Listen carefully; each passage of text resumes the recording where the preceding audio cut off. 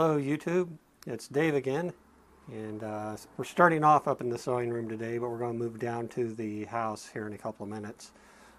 Today's video is, as you can probably guess, about masks. You know, the first thing is to make a mask, if you want to donate a mask to a hospital, is find out the pattern the hospital's asking you to make. And then do not deviate from that pattern. There's a reason they pick the pattern works for them, and you know, they don't want you being creative with your selection of material or how you're stitching them. Up here where we are in Connecticut, the hospitals are asking for these face-shaped masks, and there's a specific pattern that they want us to use. I think it's the Craft Passions pattern, and no deviation from it. Sew it how it's shown to be sewn, use 2 layers of cotton, and that's what the hospitals want. So I'm going to run through a quick demonstration of how to sew that mask, and some of the really basic techniques that you should use when sewing these masks. So we're going to run through these. It's basic sewing. It's like week 1 sewing. Anybody can do it. It's just pay attention to the pattern and sew what you're told to sew. So let's move down to the house, and we'll be sewing a mask on Black Swan, the 201 Treadle, and maybe you'll see my face. Who knows? Anyway, see you in a second. For you, it's going to probably be about 10 minutes for me. Bye. To start with, I have some nicely pressed cotton. I'm usually doing multiple masks, cutting out multiple masks at a time, so I press it really firmly so it won't move around. Things to cut with, I'm going to use the rotary cutter in this one, but scissors if you have them. Markers or tailor chalk. Have a straight edge. I always have one just in case. Not using it in this instance, but it's good just to have one in case. I'm starting with the darker fabric, so I'll use a lighter marker to begin with. I'm going to give you a stopwatch of how long the entire process takes. I'm going to pause it a lot because I'm doing multiple different fabrics to make multiple masks. I'm just going to show how long it takes me to make one mask, and I'm working slow, so at the end I'll show you the time, and just figure that's about twice what it would normally take to make a mask. And right here I'm going to go ahead and fast forward everything through this and through the cutting, just so we can get along to the sewing. When I do multiple masks at a time, I can usually go through 8 layers of fabric, enough for 4 masks, with the Olfa rotary cutter with a good blade in it. If you want to do that, press your fabric really, really good once you have it all stacked together. And also pin it before you cut, just to make sure you don't get any drift.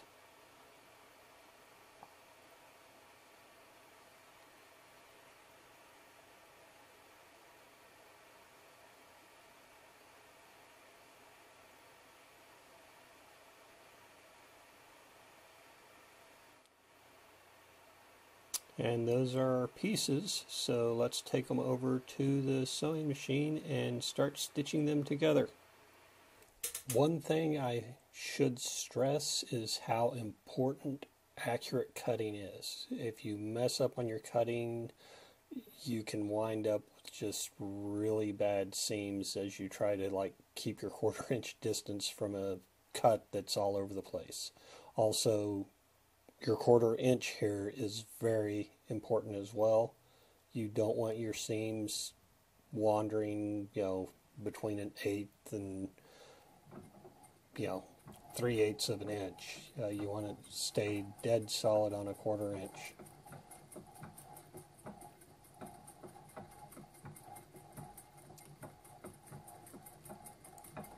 If you've got a machine that you can modulate the speed, I'm using this Treadle. I can go really slow, which is wonderful going around these corners. The 201 just feeds beautifully on thin fabrics. So yeah, this right here is just a breeze to sew these seams.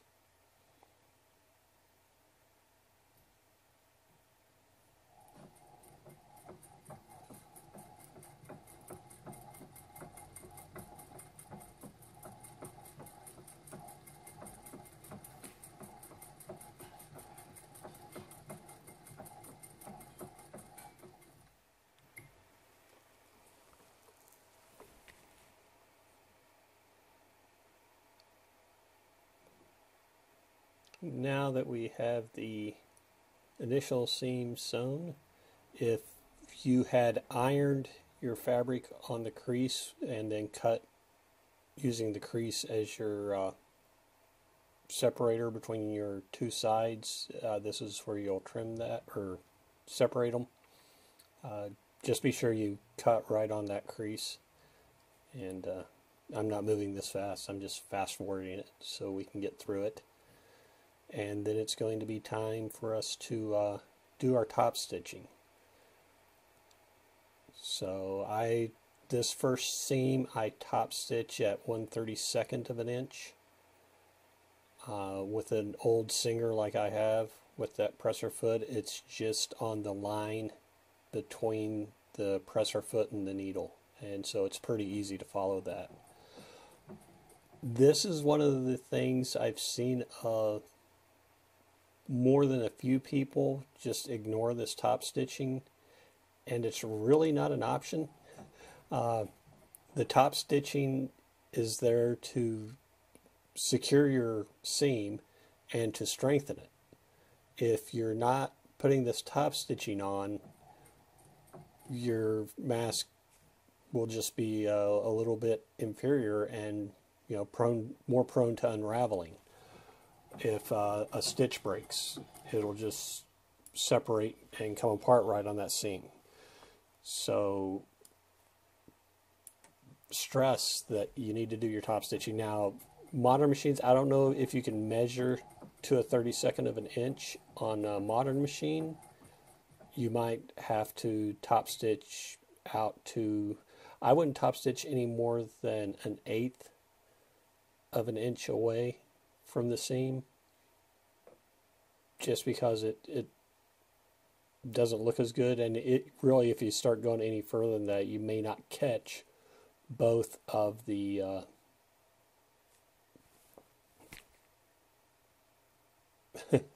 sorry, space there, but you might not catch both of the seam allowances if you go over 1/8 of an inch. So first one's done. Doing the second one here. I think I'm going to go ahead and fast forward this since you've seen it happen once already. The reason I'm just doing a few strokes at a time as I stitch this is because it's a concave shape I'm stitching in, and if I tried to flatten it out and do it all at once, I'd wind up shortening the stitches and having longer and shorter stitches. So I just do a couple of strokes at a time. And that's our time so far. And on to the next thing, which is going to be trimming back the seam allowance. There's a 1/4 inch of seam allowance on these, and it's creating bulk, and you can see how it ripples, and if we leave that in there, it's going to create ripples on the mask that will be noticeable, and it just something to make it more attractive. And also clip off the tips up at the top, which I'll do right here, I think. Yeah, here I go. That also gets rid of some unwanted bulk that will make the mask set nicer against the wearer's face.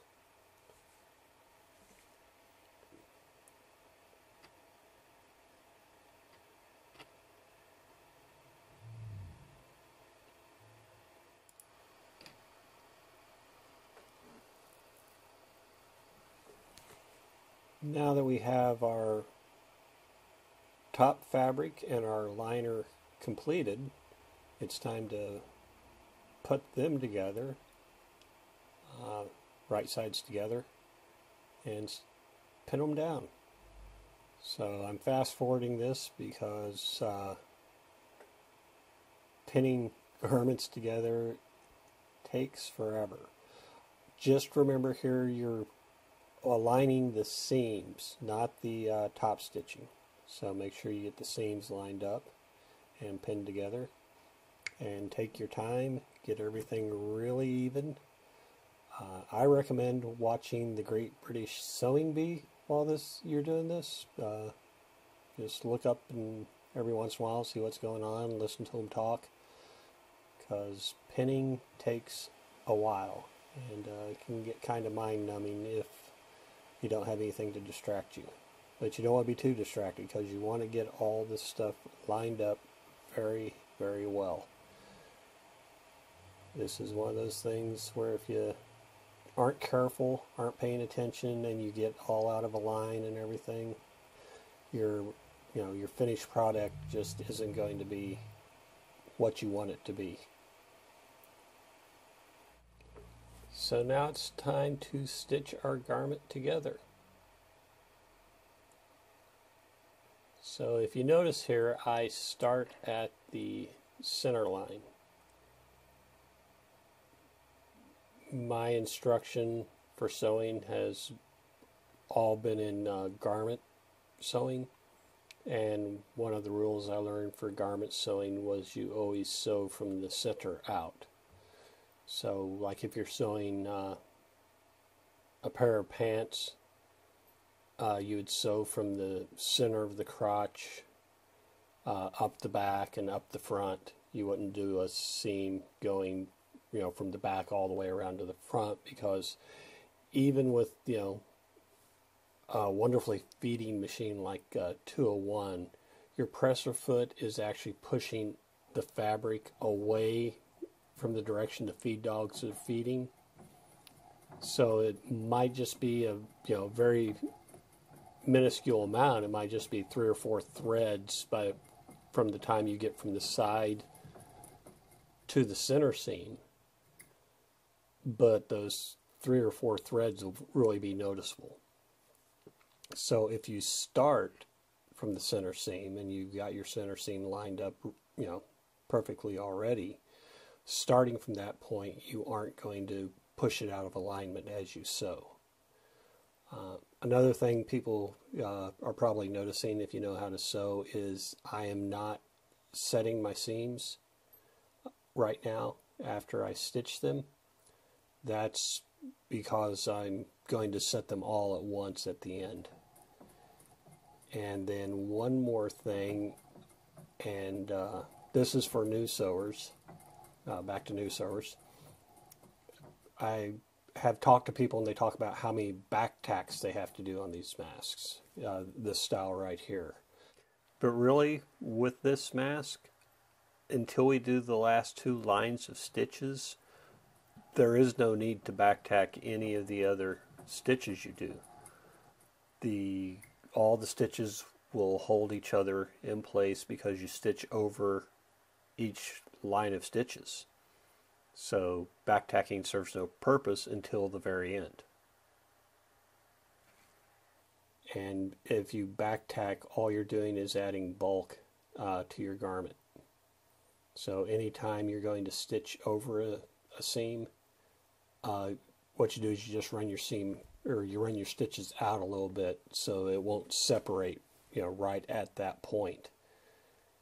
And then whenever you stitch over it later, if you want, you can, take the excess stitches out. I'm not on these. There's not that many. I think I wind up with like only 1 or 2 excess stitches at any point on these.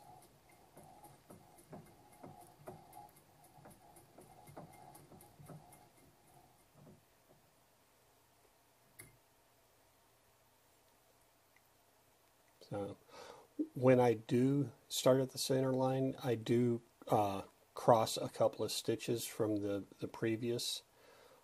If you notice, when I started on that the previous seam, I started like 1 or 2 stitches before center, hand stitched a couple, then turned my fabric and stitched the straight line.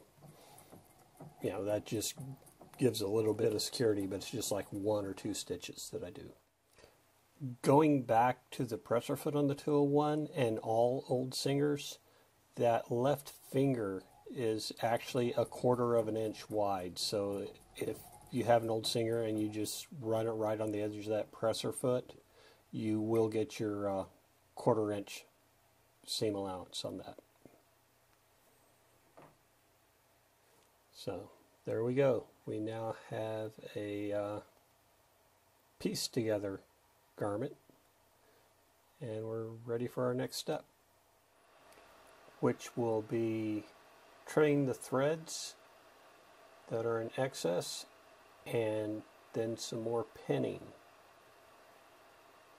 I'm fast forwarding and editing so you don't have to watch all the snipping and pinning. We're getting ready to turn the garment inside out. When we do that, you will finger press the seam to the lining side, just so if there's a little bit of a roll, it'll be a roll going from the main fabric back towards the lining, and you won't have lining showing on the front of the mask. Pinning in, having a real good tight pull, so you can basically see a little bit of the thread in the seams.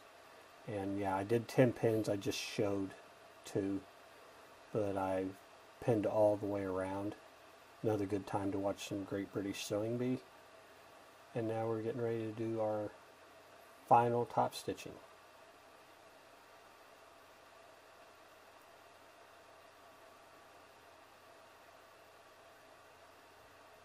This top stitch I'm not doing at a 32nd of an inch just because it's a little bulkier than the first top stitching. So I'm actually going a 1/16 of an inch on this one, which is the center of the right finger on the presser foot. The right presser foot, or the right finger, is 1/8 of an inch wide, so go right down the center of it and that'll give you your 1/16 of an inch. To stress again, the top stitching is important. It's not optional. The placement of the top stitching is important. You want to get as close to the edge as you can and maintain control. If you get it too far to the inside, you could wind up missing the seam allowance, in which case your top stitching isn't doing you a whole lot of good because you don't have a very robust seam. When I make these masks, I want them to last a while. It takes me a while to make them, so I don't want to make something that's going to end up falling apart, after 2 or 3 washes. I want something that's going to last for, hopefully years. I'm not sure how harsh the detergents and stuff are that might just dissolve the fabric, but I would like my stitches to outlast the fabric. Now, on the top stitching, I don't start in the center and go out simply because the seam is set and there's not going to be any shifting. There's nowhere for anything to go because it's already held together by the seam. The 2 sides are. So you can just start from one end and go to the other end.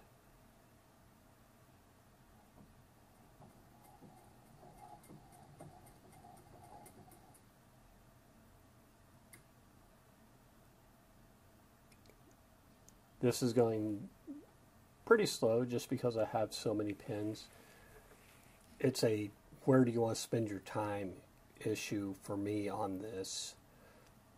I could have used a shoulder roll and pressed the seams, but it really bothers my back to stay bent over an ironing board for that long, so I'd rather just sit in front of the TV. The last few days I've been doing a dozen masks at a time, being bent over an ironing board that long will really wear my back out. Now coming up on this bottom, where I'm coming up to the center line on this bottom, you want to be really careful here when you get to the center. I don't think I'm there yet, but you'll see it coming up. If you just try to stitch straight through without lifting your pressure foot, you're going to get a pucker right after the center line. So what I'm going to do is put the needle down in the center line, turn the garment, and then work the pucker out, and then continue sewing, and you'll have a nice smooth top stitch there, and there won't be a pucker. I've tried doing it other ways, tried slowing down, still get the pucker. So once I get to the center line, I just stop, lift the pressure foot, turn, smooth out, and continue on. This is somewhere between 80 and 100 of these masks I've made now. The first few were, hideous. They didn't go anywhere. Waiting to be unpicked at some point and remade.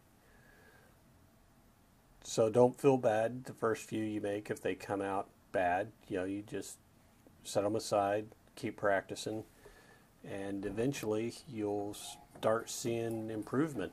It's like anything else. The more you practice at it, the better you'll get at it. I would recommend the first couple you make, probably don't even make them to pass around. Just make them out of like cheap muslin or something, just to practice maybe 2 or 3 masks, just so you get your stitching down, get your spacing on your top stitching the way you want it. When you're comfortable, start making them to pass around.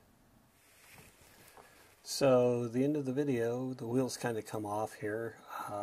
I had pressed this to set my seams and everything and rolled the ends and didn't have the camera running, so I'm just doing it again just to show you what I did. Using my tailor's hand there to get the center seam set. And now we're going to get back for the last 2 stitches. Now these 2 stitches you will back tack on. These are the only, or I guess it's 4 back tacks, so it's 2 stitches each with 2 back tacks, and that's the only back tacking you have to do on this garment. So I guess I'll just speed this up because it's pretty much just straight stitching. The only thing to note is I am stitching at 1/32 of an inch from the edge of the fold there. Other than that, pretty straightforward. Now the last thing to do is to insert the ties that I made and stitch them down. The ties are 1-inch strips of muslin that have been ran through a Singer binder attachment. That's actually why the 301's there. I just had a slant shank binder attachment, so the 301 got broken out to make binding. So we'll get these attached real quick. Once again, fast forwarding everything just so you don't have to watch me do bar tacks.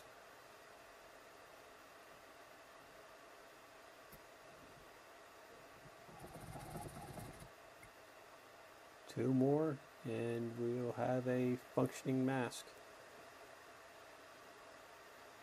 I'll go ahead and press these seams too. I'm not sure. I didn't record it, but yeah, I'll just take it back to the iron and press these seams, set them, and that's all there is to it. Once you have that done, you have a garment. And I did forget to show the timer till just now. I think I ran off about 5 minutes, so 55 minutes, cut that in half. That's about how long it actually takes to make one of these. And so there you have it, a mess that hopefully wouldn't land me in hot water with Marge at your local Singer Sewing Center. So until next time, thanks for watching.